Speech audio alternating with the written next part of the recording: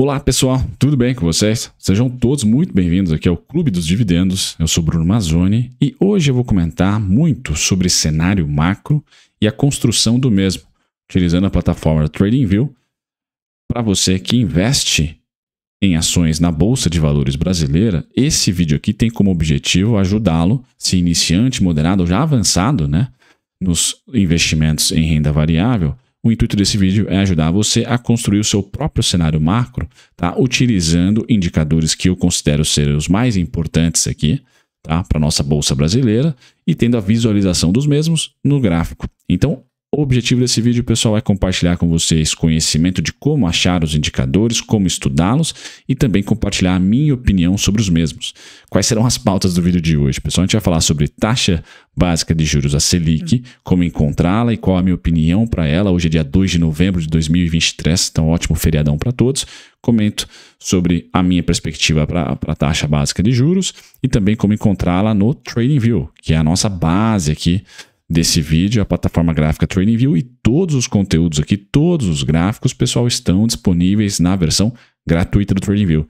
Legal? Então vocês não precisam aqui se preocupar, tá? Se precisa ter algum tipo de investimento financeiro, não, é só tempo mesmo. A gente vai falar sobre taxa de juros, sobre inflação, sobre juro real, sobre curva de juros versus taxa de juros e sobre Ibovespa, tá? Eu deixo para um outro vídeo falar de commodities, falar também sobre dólar DXY. Nesse vídeo aqui a gente vai falar sobre Brasil, cenário macro, como construir, você investidor iniciante ou já um investidor experiente, como utilizar aqui esses gráficos para traçar o seu cenário, certo? Sem mais delongas, pessoal, considere se inscrever, ative as notificações. Eu sou Bruno Mazzoni, analista CNP e técnico, e aqui no Clube dos Dividendos no YouTube, pelo menos um vídeo por dia a gente sempre está compartilhando, então ative as notificações.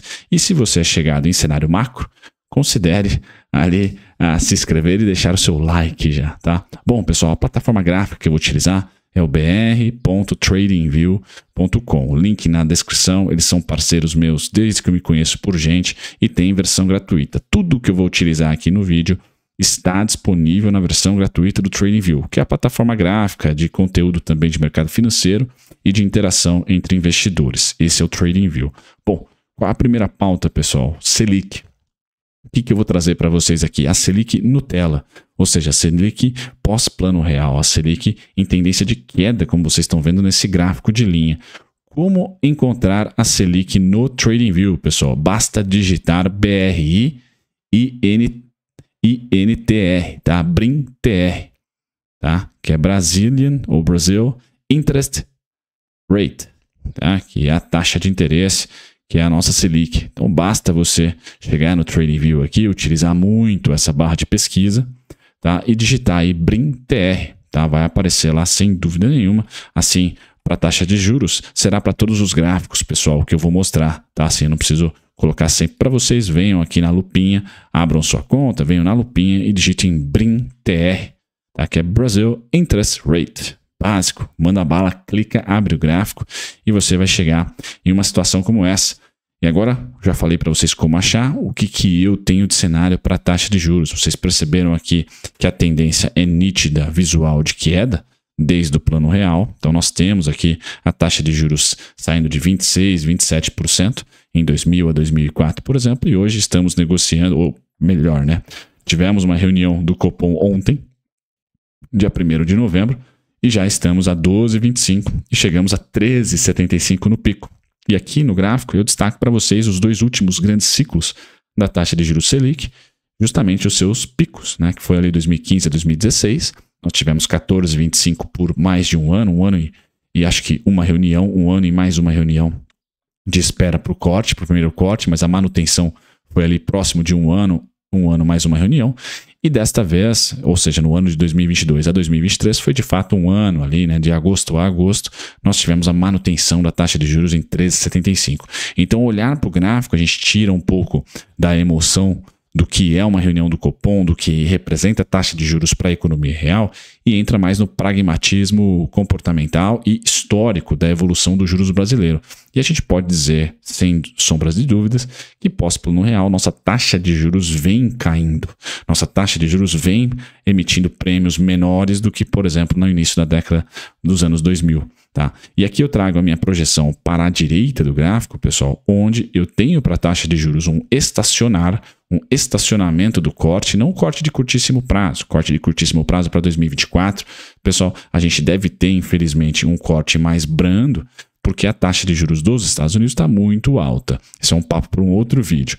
Então, aqui no histórico, tirando Estados Unidos, tirando acontecimentos do mundo nos últimos 30, 20 anos e o que pode acontecer nos próximos anos, eu tenho nas bolinhas amarelas, tá, o meu equilíbrio para a taxa de juros pós-plano real. Então, se vocês me perguntarem, excluindo tudo o que pode acontecer e tudo que aconteceu fora do Brasil, olhando só para o gráfico, e é isso que eu quero chamar a atenção de vocês, é legal você utilizar gráfico para investir em longo prazo, principalmente gráficos macroeconômicos, e o TradingView oferece isso para vocês.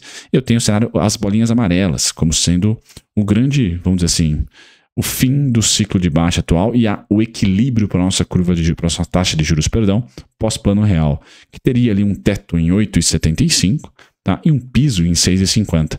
Então, se perguntar para mim o que eu acho da taxa de juros Selic brasileira para os próximos anos, entre 2, 5 e 10 anos, eu acredito que pelo menos de 2 a 5, que está mais próximo do momento atual, o nosso equilíbrio de juros está entre, olhando o gráfico da taxa Selic pós-plano real, algo entre 8,75 a 6,50.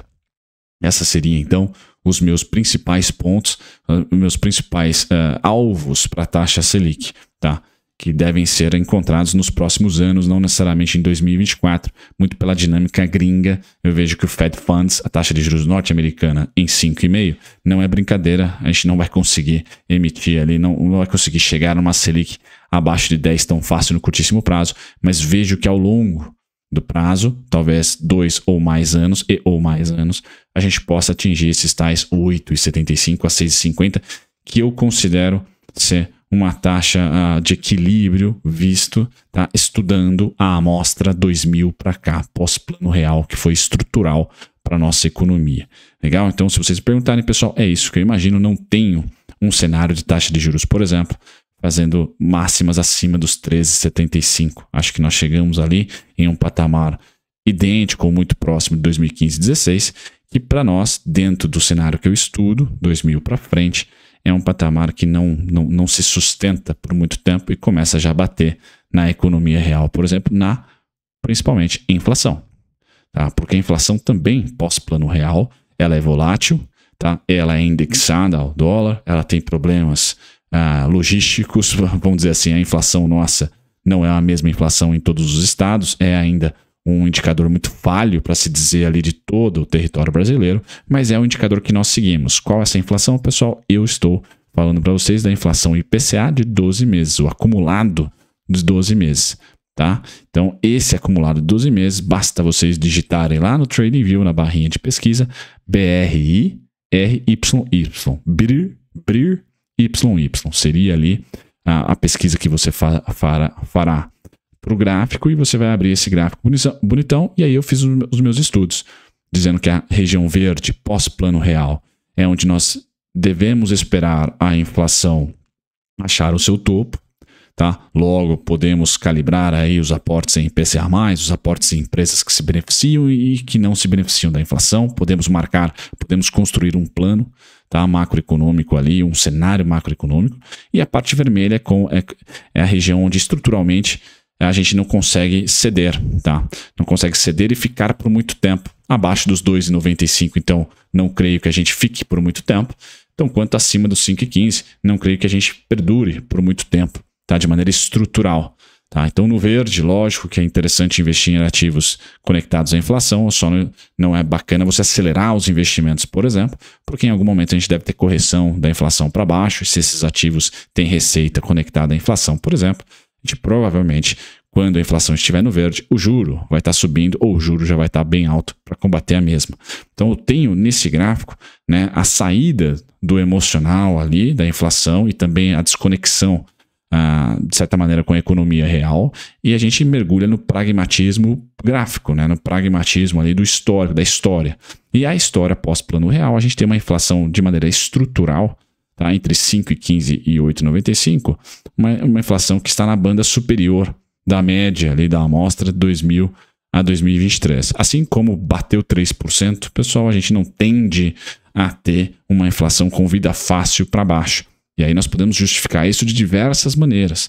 Os problemas logísticos que eu acabei falando para você, preço de commodity, câmbio, nossa, tem bastante coisa. Mas o fato é que na história dos últimos 23 anos aí, ou mais até, pós-plano real, nós temos essa inflação gingando entre esses dois pontos.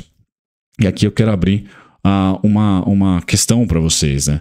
Muito se fala sobre o juros neutro no Brasil e muito se fala também sobre o juros neutro nos Estados Unidos. O que seria juros neutro, pessoal?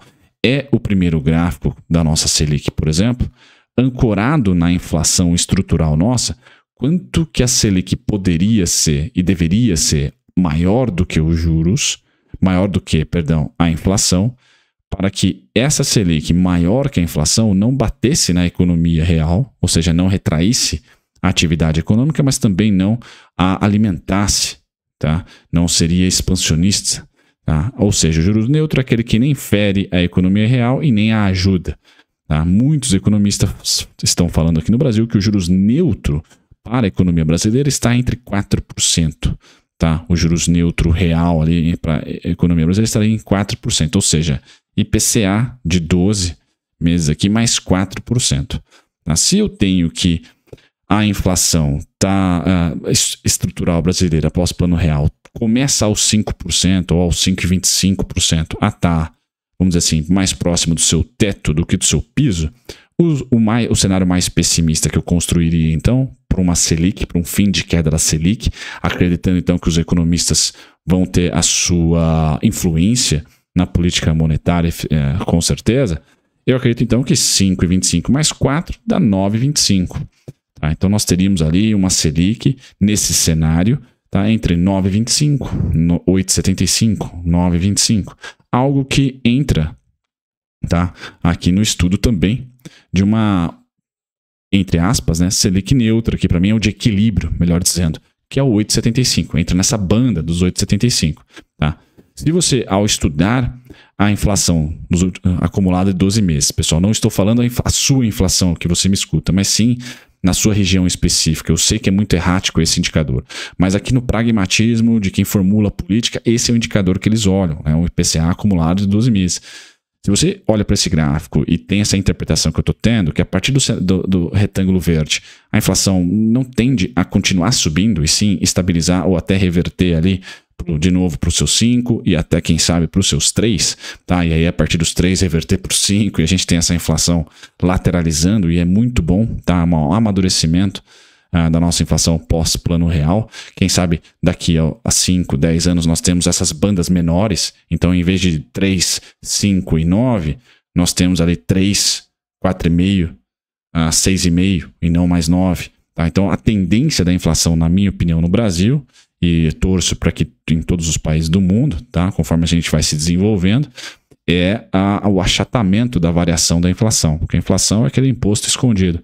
Tá?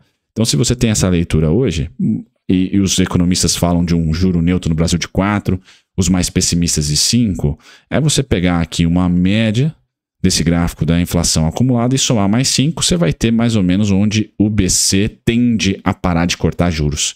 Tá? Eu coloco o meu ali entre 8,75, você pode ser 9,25, você pode ir para os 9,50, mas com certeza, estudando, pelo menos eu espero, né? Estudando esse gráfico, pessoal, de novo, pragmático, taxa de juros e inflação, você não vai pôr uma Selic a 15, a 16 como neutra no Brasil. Não faz sentido, né? Pelo menos não tem amostra histórica que corrobore com esse tipo de opinião. Aí eu pulo para um próximo gráfico, pessoal. A inflação, então, é o BRIR YY, para vocês estudarem aí no TradingView. Link na descrição do TradingView para vocês acessarem. Eu passo para o juro real. Juro real, como que nós achamos, como que nós construímos esse gráfico do juro real no TradingView, pessoal? Você vai lá na barra de pesquisa digitar BRIM-TR, que é a Selic, menos BRIR YY, que é o IPCA de 12 meses. Você dá um Enter com essa subtração, aí vai chegar no seu gráfico bonitão aqui de juro real. Esse gráfico bonitão de juro real pós, pessoal, plano real, também nós temos uma tendência de queda. E nós temos aqui também, aí é uma opinião pessoal, não é uma verdade, pessoal, é a minha opinião sobre os erros do Banco Central, que é totalmente compreensível no Selic a 2%, tá? E na Selic a 3,75%. Ele meio que fugiu, tanto no corte muito abrupto da Selic na pandemia e coerente pra caramba. Fazia 100 anos que nós não tínhamos uma pandemia, pessoal. Então, e o Banco Central brasileiro pela primeira vez era independente. Então, poxa, muita coisa ali pra gente relevar e mais bater palma do que criticar o Banco Central, independentemente de, por exemplo, olhar para um gráfico desse e ver que, poxa, a gente foi para um juro real negativo de 4%. Tá muito, certo? Ou seja, a Selic estava 4% abaixo da inflação. Tá? Então, muito estimulativa, assim como os 3,75%, a gente saiu de uma banda, tá, pós-plano real, tá, de estabilização do juro real. O juro real pós-plano real também foi simetricamente para baixo. Tá? Quanto subiu quanto. Se fosse um gráfico de 500 aqui, o Brunão ia desenhar a vendas aqui para a gente, né? Preço teto por ali. Então, ok, se eu tenho um juro real que estruturalmente pós-plano real, quando passa dos 8%, pessoal, tá ali, vai ter poucos meses que vai continuar ali, a tendência é ele voltar para uma média, e essa média, utilizando esse gráfico aqui, pessoal, eu vejo que está na casa aqui dos seus 3,75%, 4%, 4,25%, e talvez você vá para 4,50% e para 3,50%, né, para dar 1% ali de variação entre o seu cenário de um juro real de equilíbrio, um juro real de maneira estrutural para a nossa economia, que é o mais coerente, que é o mais correto ali de se imaginar para o médio e longo prazo.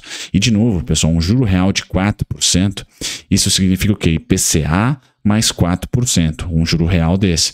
De novo, vai chegar novamente naquela questão de a inflação tá num equilíbrio entre 5,25 e 4,75, mais ou menos por ali, tá? Se o juro real de equilíbrio é de 4%, nós somando os dois, 5 mais 4 vai chegar para o 9, vai chegar para os 8,75. Então, esses três gráficos nos ajudam aqui, de maneira, vamos dizer assim, visual, a mais ou menos fazer um chute muito, vamos dizer assim, ancorado para o comportamento de Selic e inflação pós-plano real, numa Selic terminando o seu ciclo de queda entre 8,75 e 9,25.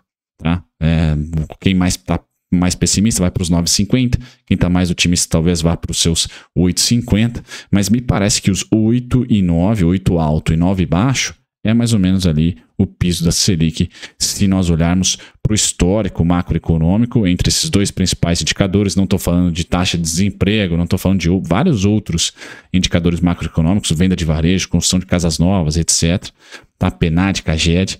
Estou falando só de inflação e juros, pessoal. E a gente já consegue, de uma maneira, eu espero, pragmática, olhar ali qual seria uma boa projeção para a sua inflação, uma boa projeção para a sua política, para a nossa política monetária. Bacana, pessoal. E, por fim, finalizo esse vídeo com a cereja no bolo, que aí é muito recente. Eu acho que vocês que estão me acompanhando até esse momento vão ter uma memória aqui mais ávida, vai ficar mais claro quando nós incorporamos, falamos de Selic, falamos de inflação, falamos de juro real, e agora a gente incorpora mais um item macroeconômico que faz muito preço para você, investidor de bolsa de valores, e você, na minha opinião, tem que estar por dentro desse tipo de perspectiva, que é a curva de juros, que aqui no Brasil chamamos de juros DI. Tá? Como que você acha esses juros DI? Esses juros DI, pessoal, tem todo o ano, com vencimentos todos os anos em janeiro. Então tem o DI 25, tem o DI 26, tem o DI 27. Esse do gráfico eu estou utilizando os juros DI 2027. Qual que é o código? DI1F e o ano que você quer o vencimento. E a Faria Lima sempre vai falar os vértices da curva de juros. Qual vértice é esse? O vértice curto, se nós estamos em 2023, é o de 2024, é o de 2025. O vértice médio de 2026, 2027. E aí o vértice longo já começa a ser talvez 2028, 2029, 2030. Tá? Então, curva longa, curva curta, é isso que a gente está se referindo, pessoal. E essa curva de juros, ela é precificada todos os dias, tá? Todos os dias pelos investidores, pelos agentes de mercado. Então, essa tem volatilidade todos os dias. Tá? O gráfico de candles é a curva de juros. O gráfico de linha que vocês estão vendo aqui verde é a Selic, que é precificada pelo Copom. Passou ali um ano estável, depois começou o corte e hoje está em 12,25, BRIM-TR. Então, como que a gente plota esses dois gráficos? Vocês vêm aqui na parte superior do TradingView, escolham um dos gráficos, ou a BRIM-TR ou o DI da sua escolha, tá? E vocês clicam no mais aqui, ó. Cliquem no mais, tá? E aí adicionem ou o BRIM-TR ou o DI1F 2000 e bolinha, tá? E vocês vão adicionar, no caso aqui, vocês adicionem numa nova escala de preço, na opção aqui de uma nova escala de preço.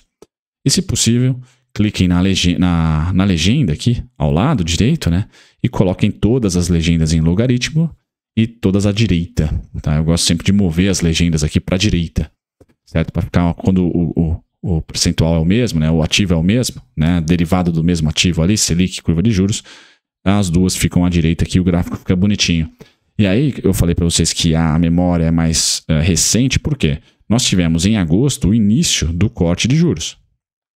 Legal? Então a Selic começou a cair em agosto. Porém, no mesmo mês de agosto, nós tivemos o piso, o fim do fechamento da nossa curva de juros.